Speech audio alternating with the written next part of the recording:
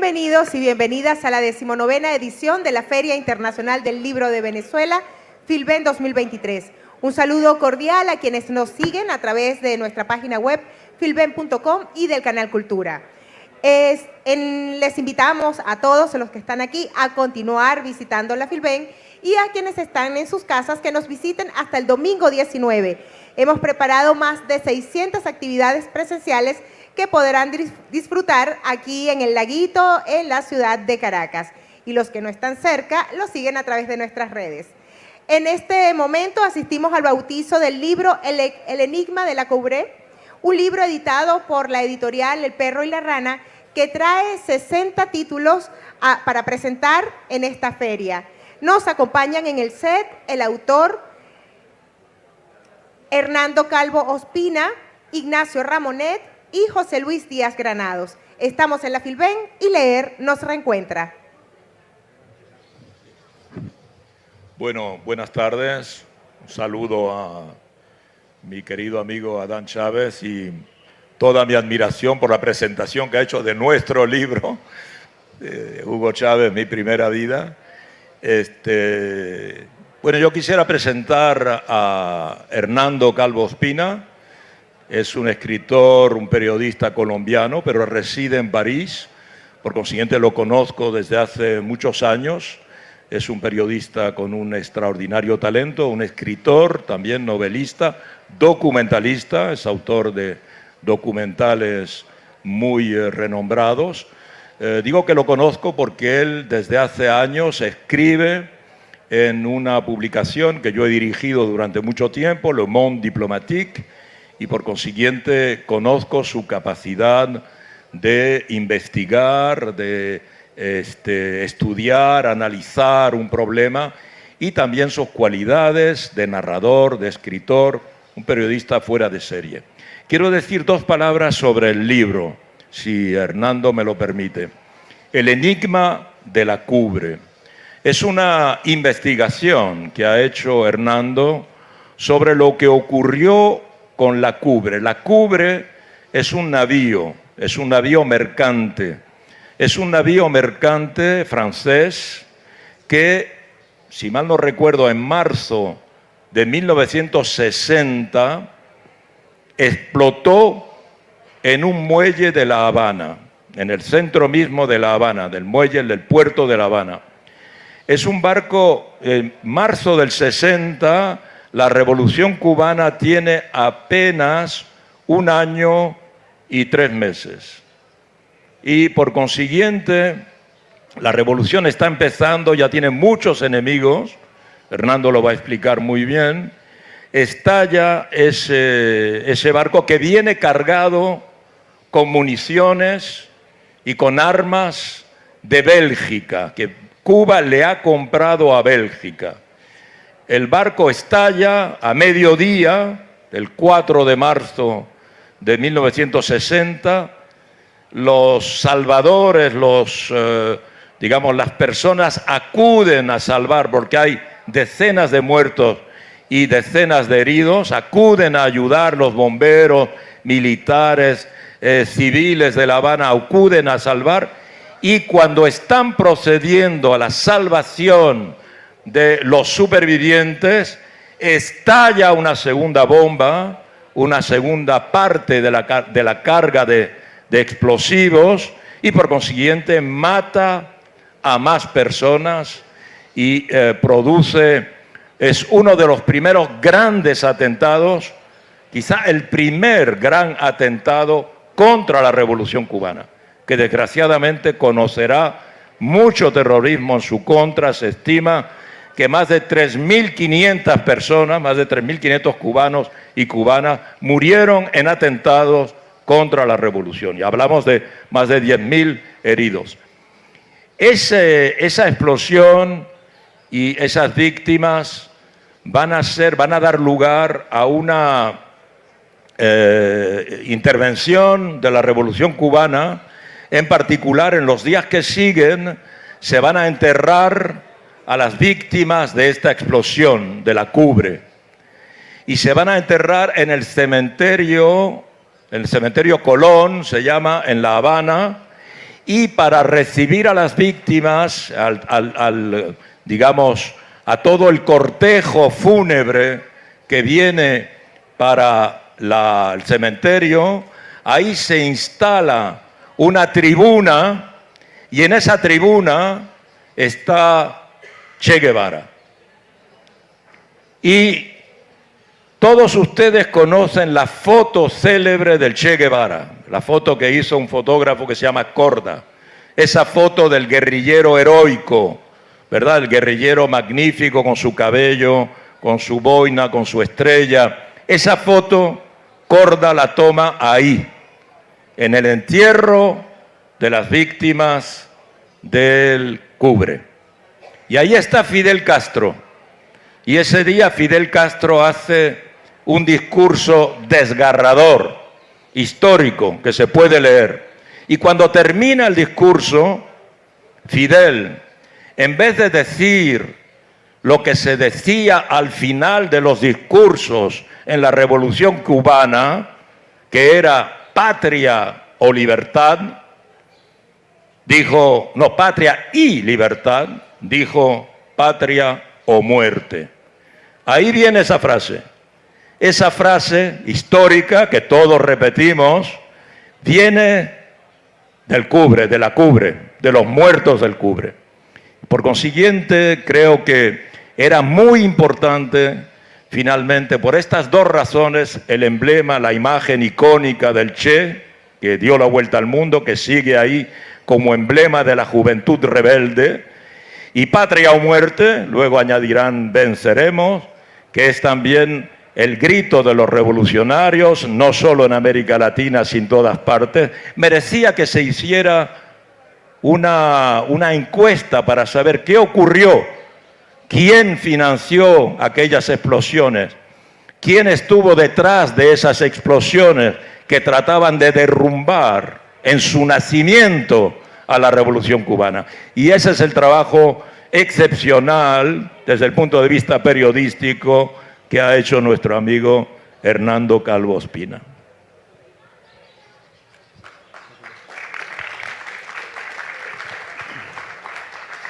Gracias, Ignacio. Es cierto que nos conocemos hace un buen momento. En muchas situaciones, de aquí seguimos después de muchos años. Tengo al lado mío a un gran colombiano que estuvo refugiado en Cuba a comienzos de 2000 a 2005. Díaz Granados, José Luis Díaz Granados. Para mí es un gran honor y algo muy importante que él esté aquí. Y él me va a hacer también algunas preguntas. De todas maneras, antes que todo, muchas gracias a Adam por estar aquí con nosotros. Al general Jesús Barrios, que además, muchas gracias, vino con el diplomado de inteligencia estratégica donde él participa, que este es su libro. Me lo ofreció, muchas gracias. Y muchas gracias. Yo estoy entrevistado ahí. Muchas gracias a ustedes por su presencia. Creo que tú tenías una pregunta para hacerme antes de comenzar. Bueno, muchas gracias. Primero que todo, agradecido, conmovido con esta presencia selecta, hermosa, transparente, con la presencia del compañero Adán Chávez Frías, a quien tuve el honor de conocer durante mi exilio en Cuba, a comienzos de este siglo, y de tantas personas maravillosas que están aquí. A Hernando lo conozco pues hace mucho tiempo y lo respeto muchísimo. Es uno de los escritores, periodistas, testimoniales, documentalistas colombianos más respetados, más conocidos en el mundo. Es autor de libros muy importantes y muy reveladores sobre la situación colombiana, que bajo la caricatura de democracia que hemos padecido durante tantas décadas, se han cometido atroces crímenes, desapariciones, donde se eliminó, hubo el exterminio de un partido político como la Unión Patriótica, que no lo lograron ni las más sanguinarias dictaduras del Cono Sur. Hernando tiene libros sobre el terrorismo de Estado en Colombia, fue torturado, fue encarcelado, desaparecido en Colombia, Ecuador, con los servicios de seguridad de esos países. Yo lo admiro mucho, lo quiero mucho y además qué gran escritor. Y hoy presenta este libro sobre el enigma de la Cubre, sobre el cual quiero hacerle algunas preguntas y un conversatorio, empezando por esto que nos conmovió. Yo era un adolescente cuando el 4 de marzo de 1960 se produjo la explosión de la Cubre, un barco de una empresa belga, alemana, y explota, donde hubo más de 200 muertos, de 200 heridos, 100 muertos, y algo que indignó a todos los pueblos libres del mundo. La reacción de los comandantes, de los dirigentes de la Revolución Cubana, pues fue inmediata. La famosa foto cuando están del brazo el presidente Osvaldo Dorticós Torrado, Fidel, Raúl, el Che, que acaba de Ignacio Ramonet de rememorar. Pero quiero preguntarte, Hernando, ¿cuál fue la reacción? ¿Cómo reaccionó la dirigencia de la Revolución Cubana ante esta explosión?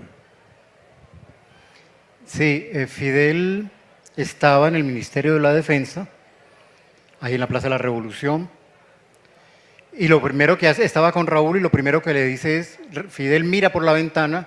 Eso me lo contó el que era chofer y uno era el chofer y uno de los guardaespaldas de Fidel, y le dice, nos vamos porque explotó el barco. Por el tipo de nube, ¿no? Esa nube es muy particular, cuando explotan granadas, toda esta cantidad de armamento. Y se van. Creo que ha sido la única vez, hasta donde yo conozco, que Fidel y Raúl andan juntos. Creo que después de eso es lo que yo conozco. ¿Qué era lógicamente, a ver, qué era lo que se pretendía con la voladura de este barco? Y como dijo Ignacio, ¿por qué existieron dos explosiones del barco? Porque la primera explosión trató, además de todos los muertos y todo esto, cosas macabras que pasaron con la explosión, era atraer a la dirigencia de la Revolución Cubana, porque ellos sabían muy bien que los dirigentes iban a estar presentes. Y esos dirigentes se salvaron porque la revolución ha sido grande. Por ejemplo, el primero que llegó fue el Che Guevara. A veces cuando yo cuento esto se me hace como medio raro que el Che Guevara hubiera estado ahí, ¿no? Hemos vuelto tan grande al Che Guevara y se hace extraño que haya estado el Che en eso. Y el Che llega, el Che andaba con Aleida, se llama la esposa, con Aleida, y Aleida estaba embarazada de Aleida. Y el Che le dice a Aleida, quédate aquí, lo deja con los guardias y se va y comienza a entrar al muelle y ya habían heridos tirados por el piso y a él lo primero que le brota es esta parte médica, de médico que él tenía, y comienza a atender a los primeros enfermos. Eso salvó al Che Guevara de que la segunda explosión del barco se lo llevara. Ahora, viene Fidel y viene Raúl, y ya cuando van a llegar 300 metros antes, un hueco en la calle, y ellos tienen que parar y bajarse. Van a pasar el hueco y hace explosión por la segunda vez el barco. Me contaba el chofer de Fidel que eso era una locura completa, porque era la explosión, pero también no solamente explotaron las granadas antitanques, una parte de las granadas antitanques que había en el barco, sino que también explotaron las balas, ¿cómo se llaman? Seguidoras. Tienen otro... Trasladoras. Que uno puede seguirle el camino a estas balas, ¿no? Y el chofer de Fidel me decía, eso era un infierno. Eso era un infierno porque habían balas por todas partes y explosiones por todas partes. Y los guardaespaldas de Fidel cogen a Fidel y lo tiraron a la cuneta. Y no solamente lo tiraron a la cuneta, sino que le tiraron también arriba a Fidel. Creo que ha sido la primera vez que le sucedió, primera y última vez que le sucedió eso a Fidel. Ese hueco salvó no solamente a Fidel, sino que salvó a Raúl. Porque cuando explotan las armas, ellos ya tendrían que haber estado dentro del muelle. Entonces esa fue una reacción. Además estaba también Almeida. Almeida iba llegando, el comandante Almeida iba llegando al muelle, también se salvó él. El presidente Ortiz también salvó, porque estaba muy bien calculado, como dije al comienzo. La segunda explosión tenía que ser 15 minutos después, cuando ya la dirigencia estuviera llegando. de llegar hubiera explotado o hubiera acabado con toda la dirigencia, todo lo que había estado ahí. Entonces esto fue lo que sucedió esta vez. Hernando, hay una cosa que es muy fácil hoy en día pues, analizar. ¿Por qué Estados Unidos está involucrado en esa tragedia? Pues es muy fácil, ¿no? Decir Estados Unidos me cae mal o los gringos son nuestros enemigos. Fidel no era oficialmente socialista, no había declarado el carácter marxista de la revolución. Fidel era un nacionalista, la revolución estaba naciendo. ¿Y por qué? ¿Por qué inculparon directamente a Estados Unidos? ¿Por qué? A ver, los cubanos venían buscando toda esta información desde hace 50 años. Y sobre todo la información que tenía Francia. Y esto en este momento hay que mirar con lo que voy a decir, es cómo se juntan varias cosas dentro de una guerra geoestratégica. No fue solamente Estados Unidos quien tenía interés, quizás contra Cuba. Francia también tenía interés, pero no la Francia y que tocara, que en ese momento el presidente era Charles de Gaulle. No, es que había una célula pequeña, porque Francia andaba en guerra con Argelia, y entonces al interior del Ministerio del Interior se creó una célula para perseguir a toda persona y país que apoyara a los rebeldes argelinos. Esta pequeña célula tenía el derecho de matar a quien fuera y explotar el barco que fuera. ¿Y qué pasó? Que el Che Guevara entrenaba a argelinos a las afueras de La Habana. La revolución cubana apoyaba a los argelinos desde antes del triunfo de la revolución cubana. Desde que comenzó la revolución cubana, pasaportes...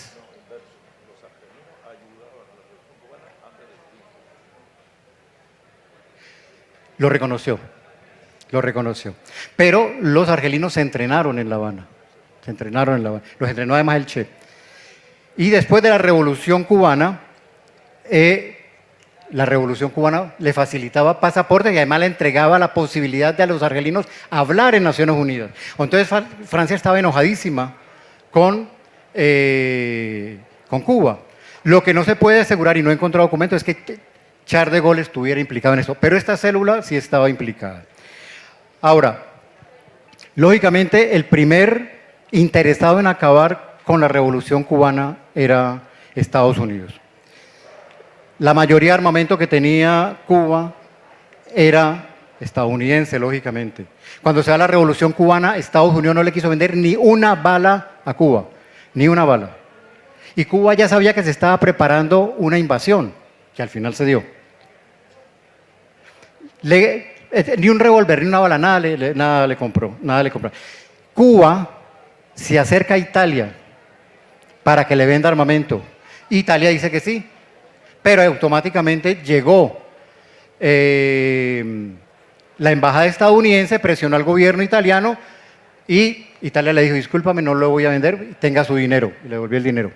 Cuba tocó las puertas de Inglaterra, vino la presión nuevamente de Estados Unidos, Inglaterra le dijo, no le puedo vender el armamento, pero tampoco le doy la plata. Eso se me recuerda algo con Venezuela, ¿no? Con el oro de Venezuela. El oro se queda aquí en la casa, muchas gracias, el oro se queda aquí en la casa.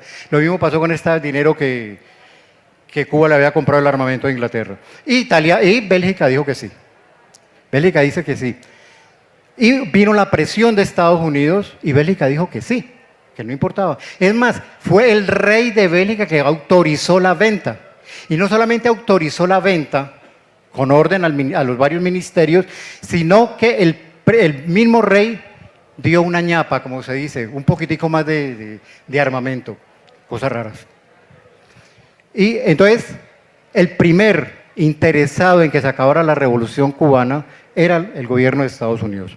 Hay otra cuestión muy particular, es que hasta el día de hoy Estados Unidos no ha querido desclasificar información. Hasta el día de hoy. Comenzaron a desclasificar información de Kennedy, mucho más comenzaron a entregar del asesinato de Kennedy. Está prohibido entregar información sobre esta explosión. ¿Por qué? No lo sé. Los franceses me lo entregaron a mí después de 50 años. Me dijeron, ahí están sus casi 2000 páginas, ahí las tiene. Eso está en los archivos de la flota mercante francesa que fundó Napoleón Bonaparte. Es una cuestión inmensa y es una cajita. En una caja están estos archivos. Espero un día de estos ir a Cuba y entregarle esos archivos al pueblo cubano, porque eso le pertenece al pueblo cubano, que lo buscaron durante tantos años. Y en estos archivos uno encuentra todo eso, el problema de los seguros, quién pagaba seguro, los Estados Unidos que dijo primero nos pagan a nosotros, bueno. Pero sí, yo además tuve la suerte de encontrar, en el barco viajaba como pasajero un estadounidense y siempre se ha creído que este hombre tuvo participación en la voladura. Yo lo encontré, ya tiene, imagínense, él tenía 20 años en esa época. Lo encontré y él me aseguró que él no tuvo nada que ver, que además él quería ir a Cuba a decir, mire, yo no lo viste. Entonces, el hecho de que este hombre haya estado en el barco pone también en duda que haya Estados Unidos. Pero él me dijo a mí, yo le pedí a Estados Unidos, a mi Ministerio de Relaciones Exteriores, al Departamento de Estado, que me entregara los archivos. Y el Departamento de Estado y la CIA dijeron que no podía, que no se lo iban a entregar, que quizás en 100 años. ¿Por qué? No lo sé. Entonces sí es una de las particularidades de Estados Unidos y como dijo Ignacio, fue el primer y el más grande atentado terrorista en el territorio. El más grande, porque como dijo Ignacio también, después de eso se vinieron, no, ya cuando en ese momento ya existían los atentados contra Cuba y su revolución. Una pregunta, querido Hernando. Tú investigaste en particular todo el itinerario del barco, ¿verdad? Porque el barco carga en Amberes, ¿no? En Bélgica, en la Bélgica flamenca. ¿Y cómo se organiza el atentado? Técnicamente, ¿qué supones tú, que tú lo desarrollas en el libro? ¿Cómo se supone que, digamos, los agentes, si agentes hay de Estados Unidos, consiguen, o bien parte de la tripulación la integran en el complot, participa, porque una parte de la tripulación también fallece en el atentado? 6 marineros. El capitán se salva, ¿verdad? ¿Tú pudiste hablar con el capitán, con la familia del capitán? Con 2 marineros, exacto. Cuéntanos ese itinerario del barco, cómo tú supones que se organiza el mecanismo que está, porque una explosión, cuando hay municiones, no es nada extraño, puede ocurrir. Evidentemente, lo más extraño es que eso se produzca en el puerto de La Habana, precisamente, y no durante las largas semanas que dura el viaje. Ahí es donde se puede suponer que efectivamente es un atentado, porque la compañía va y sostiene que fue un accidente. Entre accidente y atentado, ¿tú cómo demuestras que es un atentado? Bueno, primero que todo, lo que explota son las granadas antitanque. Cuando el barco va entrando al Caribe, había una tormenta, como suelen haber en el Caribe, y el barco se movió tremendamente y el barco nunca explotó, me recordaste de eso.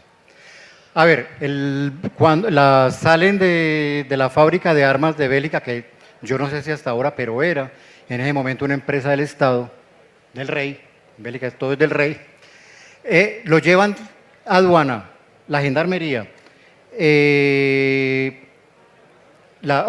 policías más llevan a eso, más un enviado del rey. Los armamentos lo depositan a la orilla del río Escalda, que es en la ciudad de Amberes, y lo trasladan a la mitad del río, porque las armas no se podían quedar en la ciudad por el peligro. Lo que dejan en la ciudad son las balas, pero las granadas antitanques las dejan en la mitad del río Escalda. Y ponen a 3 vigilantes, y se van. Se quedaron ahí 3 noches en la mitad del río. Qué frío tan tremendo que hace. Yo estuve en marzo y realmente hace un frío tremendo. Hace tremendo frío. Y a la segunda noche los 3 hombres se enfermaron y los cambiaron. Los cambiaron sin autorización de la gendarmería, de los impuestos, los cambiaron, simplemente se fueron uno y pusieron otro y ya. Ahora, hay que ir más adelante. ¿Cuándo se sabe que explotó el barco?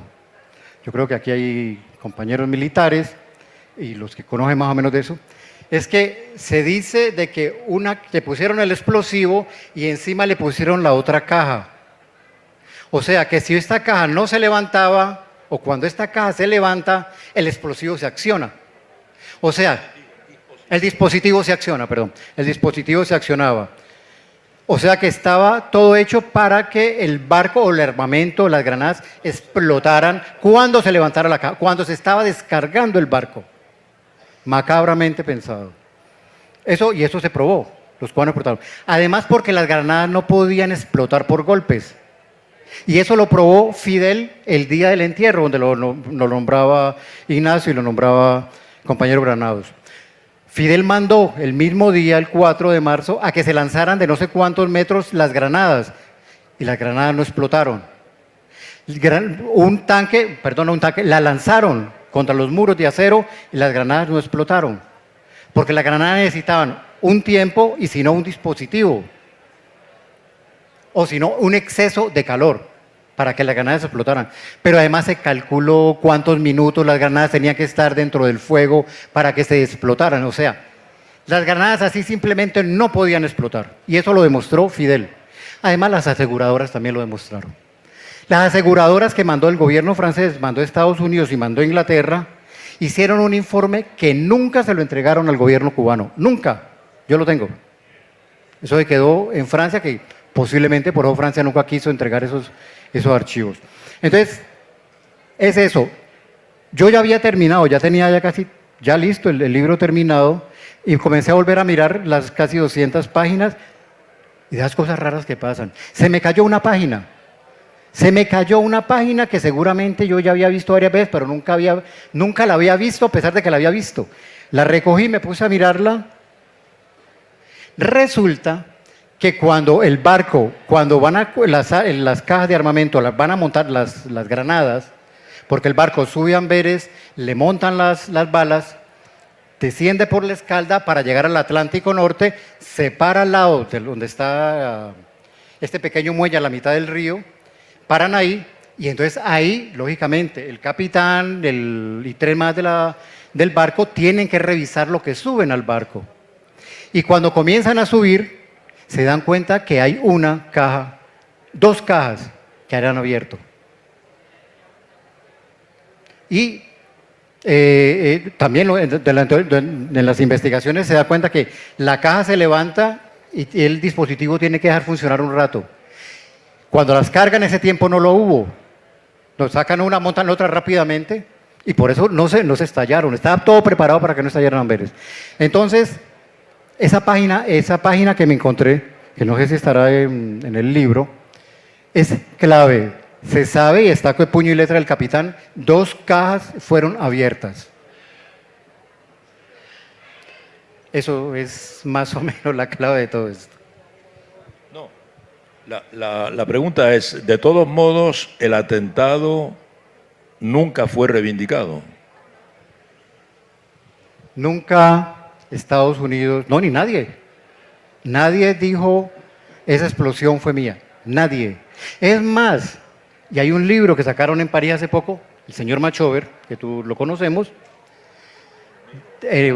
bastante enemigo este señor, dice que fue Fidel Castro, Raúl Castro y el Che Guevara quienes hicieron volar el barco para automáticamente señalar que había sido el gobierno de Estados Unidos quien lo hizo. Algo tremendamente ilógico. Y sobre todo después de cómo se sucedieron las cosas en Cuba, ¿no? Yo no creo que para uno querer involucrar a Estados Unidos en algo haya necesidad de matar, como dijo el compañero Granados, 100 personas y herir a 200. Y no se sabe cuántos desaparecidos. Y además un barco francés. Hubieran podido volar Fidel, Che y Raúl, volar un barco nacional, ¿no? Pero meterse con un barco francés en esos momentos, con Charles de Gaulle en el gobierno, Charles de Gaulle que admiraba a Fidel Castro, es un poco como ilógico. No sé si respondo tu pregunta, Ignacio. No, la otra pregunta, ¿qué dijeron las compañías de seguros? Porque tienen que indemnizar, ¿verdad? Si es un accidente hay que pagar una indemnización. Y si es un atentado hay que demostrarlo. Mira, eso es lo más, no está sino en los archivos de franceses. Los Estados Unidos, lo primero que dijeron, ustedes nos pagan las mercancías a las aseguradoras. Pero es que iban cosas para Haití, iban una cantidad de champaña para Haití, para Duvalier. Iban, creo que en Haití hace calor, ¿no? Me parece que hace un poquitico de calor. Iban abrigos de invierno para la familia Duvalier. Iba cantidad de champaña para ellos. No, iba de todo en ese barco. Muchos carros de último modelo. ¿Qué pasa en eso? Que sí se comprobaba que había sido un atentado, había un pequeño problemita, que es que normalmente por la guerra en Algeria, vuelvo a la guerra de Algeria, por eso digo esta cuestión geoestratégica que hay ahí, los barcos franceses para ir a Algeria y países vecinos tenían que tener un seguro especial, porque eran países en peligro de conflictos militares. Y explota un barco francés en La Habana, y entonces cogieron las aseguradoras fuera de toda posibilidad. Y entonces estaba la pelea. Sí, fue una explosión, pero al final ellos demuestran de que sí fue una explosión provocada. Por eso ellos esconden los archivos y ellos arreglan por debajo. Pagan la indemnización, pagan indemnización a Estados Unidos, pagan indemnización a Francia, pagan un poquito de indemnización a México, pero a los demás países no le pagan. A Haití no le pagaron nada, a Guatemala no le pagaron porque había mercancías que iban para allá, no le pagaron. Pero, o sea, lo que es a Francia y Estados Unidos sí le tuvieron que pagar la indemnización. Y esto es un enredo completo, lo de estos. Fueron las aseguradoras de México, las aseguradoras de Estados Unidos, las aseguradoras de Francia, un enviado especial del gobierno francés, y no permitieron que, por ejemplo, para ir a buscar al fondo, investigar qué pasaba en el fondo, porque la Granada, de suerte no pasó algo más, la Habana hubiera podido volar una buena parte. Pero ¿qué pasa en la explosión? En la primera explosión, explota, se abre un hueco abajo del barco y una gran parte de las granadas cayó al fondo del mar. Donde esas granadas no hayan caído, una buena parte de La Habana, o por lo menos todo ese muelle, hubiera explotado. En esos días, es decir, posterior, unas semanas a la explosión de la Coubre, visitó La Habana Jean-Paul Sartre y Simone de Beauvoir. En ese momento Sartre era el más importante y el más respetado intelectual de izquierda en el mundo, 1960. Él hace un análisis en su revista Los Tiempos Modernos, exhaustivo, sobre lo que pasaba. No debemos olvidar que había una organización de extrema derecha en Francia, la OAS, que tenía que eliminar a los líderes y luchadores por la independencia de Argelia, y le hizo muchos atentados al general de Gaulle, que era un hombre conservador, era un hombre de derecha, digámoslo. Balas que le pasaban rozando los oídos, y eso lo sabemos, muchas veces se salvó de Gaulle. Eso descarta que de Gaulle estuviera involucrado en esto, pero bueno, Sartre, después del análisis, él viene a predecir lo que viene, porque enseguida la Organización de Estados Americanos ordena pues que rompan relaciones. El primer país fue nuestro país, Colombia, Alberto Lleras Camargo, que rompe relaciones con... No solamente rompió relaciones, fue la delegación colombiana que escribió la expulsión de Cuba de la OEA. Exactamente, así fue. Y comienza pues toda esa serie de sabotajes diplomáticos y directos contra la revolución cubana. Pero bueno, no nos salgamos del tema, sino que volvemos otra vez a lo de la Coubre. Viene esa foto icónica de estos dirigentes de la revolución cogidos del brazo, una foto realmente patética que conmovió al mundo, pero es bueno que nos reveles mucha gente joven aquí que no sabe quién fue un señor llamado Alberto Díaz Gutiérrez. ¿Quién era Alberto Díaz Gutiérrez? Yo es que cuando me dicen Díaz Alberto Gutiérrez me quedo pensando, ¿quién es? Porque es Corda. Y yo conozco a Corda, no conozco a Gutiérrez.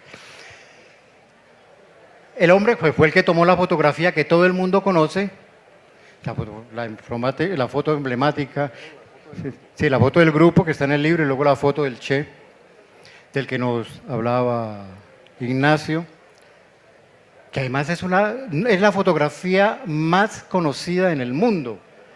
Sí. Tanto es conocida esa fotografía, y me voy a ir, que existen hasta preservativos Che Guevara, porque da libertad, ¿sí? Entonces, y son rebeldes, sí. Entonces, lo que dice Corda es que él estaba tomando fotografías a la tribuna con su camarita y pasó cuando encontró el rostro del Che y le tomó 3 fotos. Son 3 fotos nada más que tomó. Y una de esas es la que hemos conocido. Lo que dice Corda de esta foto es que esa foto refleja el sentimiento del Che, la ira y la impotencia. Además, una cosa, que entonces ya entre 1960, en la explosión, a 1961, en menos de un año, comienza ya toda la lucha, viene los primeros decretos del bloqueo a Cuba y luego la planeación minuciosa de la invasión que hacen con mercenarios nicaragüenses y de otros países, y que Fidel vence, derrota militarmente a los invasores y declara el carácter marxista-leninista de la revolución. Fernando, yo creo que...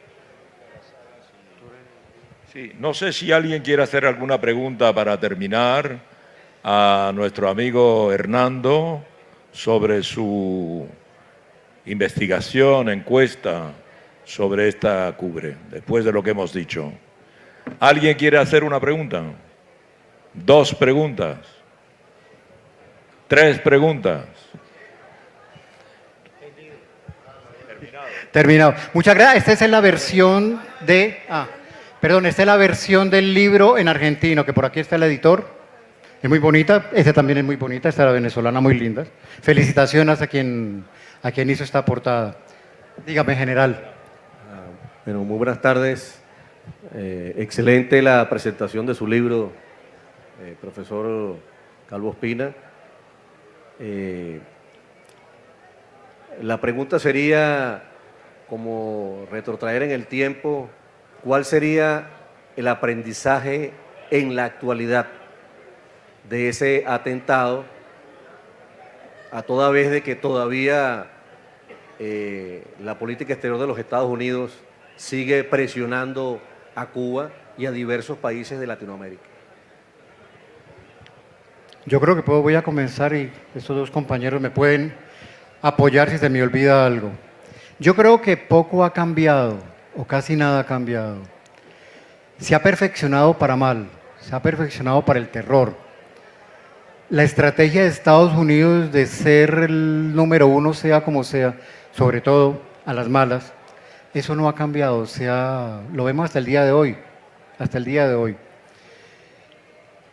Lo que hizo con este barco, yo creo que se ha repetido cantidad de veces en otras situaciones y quizás en muchas situaciones que nosotros no sabemos, con más tecnología, de diversas maneras. Y sobre todo en este juego geoestratégico, que yo no sé por qué no le dice juego geoestratégico, si uno juega para divertirse, y eso no tiene ninguna diversión. En esa geoestrategia de Estados Unidos y de las potencias que lo apoyan, que lo siguen, no que lo apoyan, que lo siguen además, esto sigue igualito, con sus particularidades, con sus cualidades desgraciadamente mejoradas, pero lo que pasó en esa explosión del barco fue simplemente algo que ya se iba a reproducir, se reprodujo y se reprodujo. Que además tengamos en cuenta que se acababa hace pocos años de la guerra en Corea, donde también existió demasiada violencia y demasiados atentados de Estados Unidos y autoatentados, porque es que Estados Unidos es especialista en autoatentados también. Entonces yo creo que simplemente es una muestra de todo lo que ya venía, se da la cubre, y de todo lo que siguió, no solamente contra Cuba, no, contra todas partes. En Venezuela todavía lo estamos viendo hasta hace muy poco, y esperemos que ya se hayan cansado de atentar contra la seguridad de Venezuela. Hubo momentos, pues, son múltiples, sería interminable contar todos los saboteos que hizo Estados Unidos. Mercenarios que entraron a sabotear jardines infantiles, tenían que sacar a los bebés ahogándose entre el humo del saboteo que hicieron, y la infamia de Posada Carriles y toda esa pandilla apoyada por el gobierno de Estados Unidos con el derrumbamiento del avión que traía a los campeones mundiales en Barbados. Eso es una infamia imperdonable. Esas muchachitas con sus medallas, esos adolescentes con el oro conquistado en las Olimpiadas, y fue volado el avión por asesinos confesos, porque Orlando Bosch y Luis Posada Carriles confesaron que ellos eran los culpables y murieron caminando por las calles de la Florida como si nada hubiera pasado. Y Orlando Bosch indultado por el presidente Bush padre. Además, entre otras, estos dos señores tienen que ver con Venezuela, porque estuvieron encarcelados después de la explosión del avión. Y se le volvió un problema tremendo para el gobierno en ese momento, porque uno de ellos, Posada Carriles, era el asesor de los servicios de inteligencia venezolanos. Y además no solamente eso, Posada Carriles ayudó a torturar a muchos venezolanos en esa época, que eso es una parte, o sea, también es como ver en de eso es que no es una cuestión aislada. En estas cosas no son aisladas. El caso Posada Carriles es una cuestión concreta. Ese avión que dice el compañero de Cubana Aviación, que explotó en 1976, el que lo planificó aquí, con todas las posibilidades que le dio el gobierno venezolano, a pesar de que por la presión internacional lo tuvieron que mandar a la cárcel. Pero de aquí salió. Y el tipo aquí torturó a muchas personas en este país. Hay un libro, por aquí vino ahora el ministro Villegas y se fue, que hizo un libro sobre ello. Ahí está el libro de Ernesto, me acuerdo, fue lo primero, de Ernesto sobre Posada Carriles, donde se demuestra eso. El de Alicia Herrera. Entonces, es un conjunto de cosas que se unen a lo que yo decía anterior. Esto sigue, esta geoestrategia de muerte continúa. El compañero de ahí.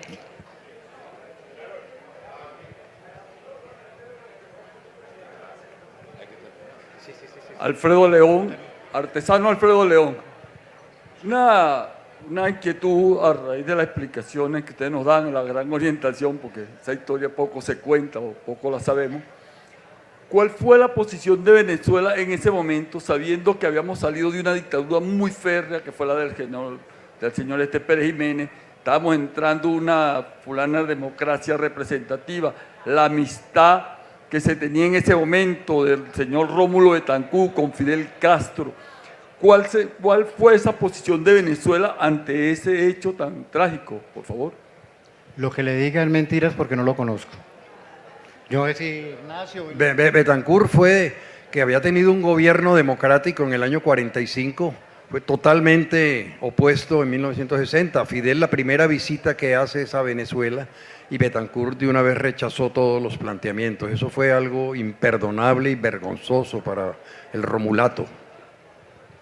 Ya, con esto ya termino y esta parte. Estados Unidos, cuando se da la Revolución Cubana, antes de la Revolución Cubana, que creyó que el enemigo venía de afuera, o sea, de la Unión Soviética, cuando se da la Revolución Cubana se da cuenta que el enemigo estaba aquí adentro y tiene que cambiar toda la estrategia de eso, porque creía que el enemigo venía, sobre todo de la Unión Soviética. Pero la Revolución Cubana no recibió ni un fusil, ni el apoyo moral ni político de la Unión Soviética y tampoco de China.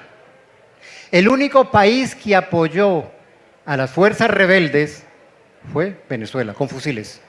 Todavía en estos días, el año pasado, en el 2020, antes de que nos cayera el COVID encima, vi fusiles regalados por Venezuela. Fue el único país, pero Estados Unidos dijo que eso era una cuestión de la Unión Soviética. Fue Venezuela. El único país que apoyó a los guerrilleros que comandaba Fidel Castro. Yo creo que es todo por el momento. Con eso terminamos. Muchas gracias. Muchas gracias.